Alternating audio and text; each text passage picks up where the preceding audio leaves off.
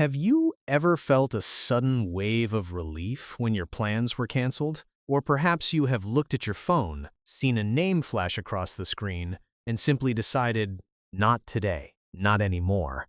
According to the research, we are currently living through a loneliness epidemic, with 1 in 4 adults reporting that they feel completely isolated and disconnected. But for many of you watching this, the experience is different. You did not end up here by accident. You chose to cut people off. And here's the part that nobody seems to understand. You do not feel broken. You do not feel lonely. In fact, you might feel more at peace than you have in years. Today, we're going to look at the science behind why you have become the person who walks away and never looks back.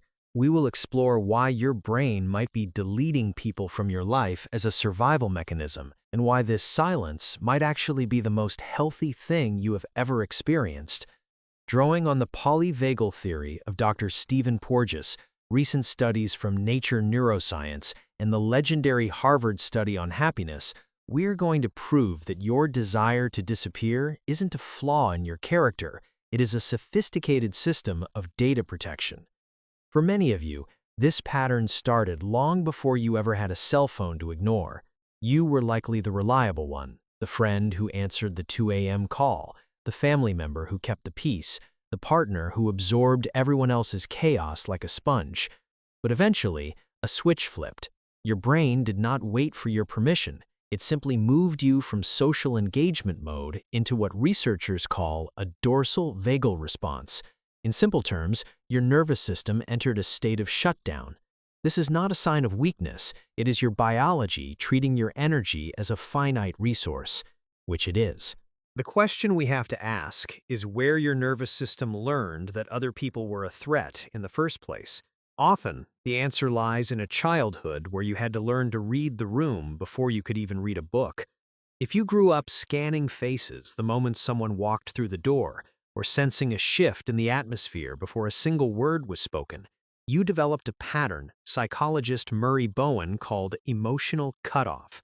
You learned very early that closeness comes with a high cost and that love and unpredictability often go hand in hand. As an adult, this blueprint remains. Your brain is not being paranoid. It is using thousands of hours of historical data to protect you from being drained again. This is actually backed by fascinating neurological evidence. A 2023 study in Nature Neuroscience found that people who experienced early emotional stress develop heightened activity in the brain's threat detection regions. Simultaneously, researchers at the University of Iowa discovered that the frontal lobe, which handles complex social decisions, works overtime in people with this background. You are processing social information at a level most people cannot even access. When your gut tells you that someone is going to be a drain, you aren't just guessing.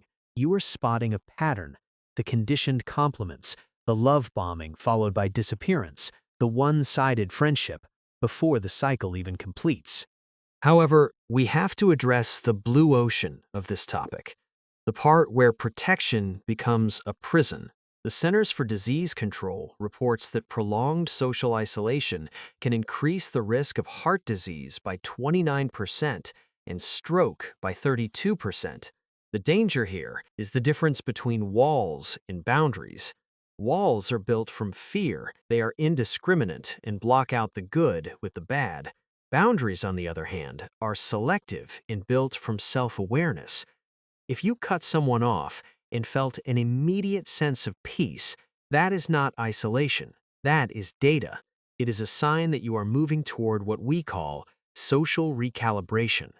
Society often uses words like antisocial or withdrawn to describe this state, but those words imply that you are missing something. There is a much better word for what you are experiencing: solitude. While loneliness is the absence of a connection you want, solitude is the presence of the peace you chose. You are not sitting alone wishing for the phone to ring. You are sitting in a space where you can finally hear yourself think. This is your sanctuary.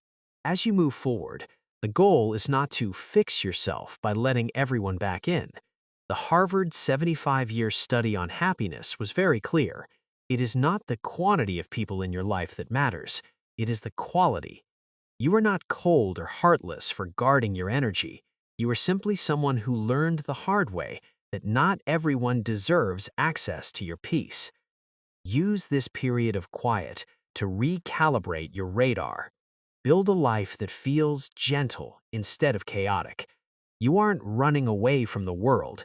You are running toward a version of yourself that can finally breathe. Protect your peace.